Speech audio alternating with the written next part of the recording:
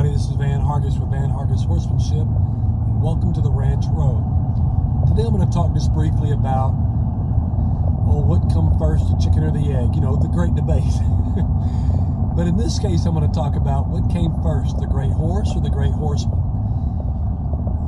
I'm going to share with you just a little philosophy of mine for years has been the whole concept of people who are cult starters. And folks who want to basically send their horses off to the least expensive person they can to start their colts. And I guess their theory is that, well, it's just starting.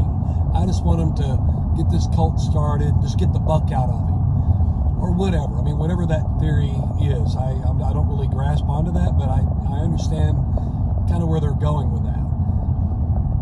And because of that, there's been a lot of folks who wanted to start their careers, and they felt like the best way for them to start their careers was to start colts.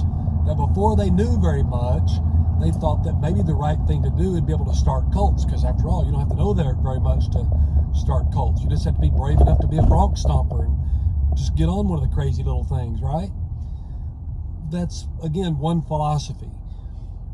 But to me, what I've found out is that colts, like our children, deserve to have the best start they can possibly get, because that start is truly the beginning of their foundation, the foundation that will be with that colt forever and ever, amen.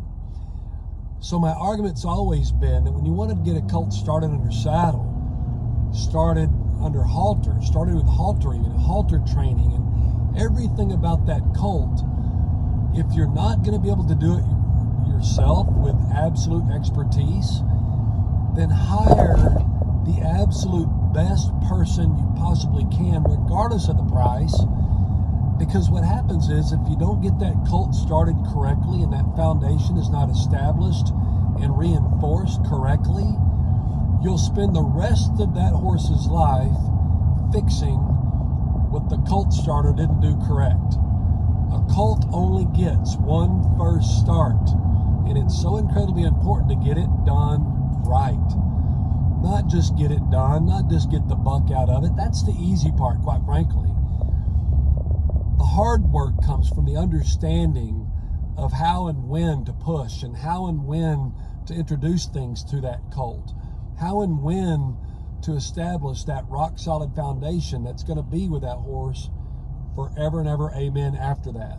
Otherwise, you're going to spend, again, the rest of this horse's career fixing what wasn't done right in the very beginning. So colt starting is not bronc stomping. That's kind of old school.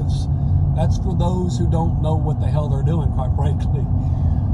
For those that know what they're doing, colt starting is an absolute understanding of horsemanship to its highest level if it's done correctly. A great trainer can follow a colt around pretty dadgum good if he's been started correctly. A great trainer will spend way too much time and maybe never fully understand how good that colt could have been if he wasn't started correctly.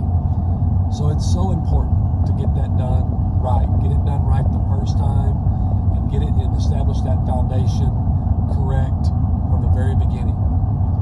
I hope that little bit tidbit helps you guys, and I certainly hope it helps a lot of horses out there. But until next time, this is Hargis with Hargis Horsemanship, and thank you for joining me on the Ranch Road.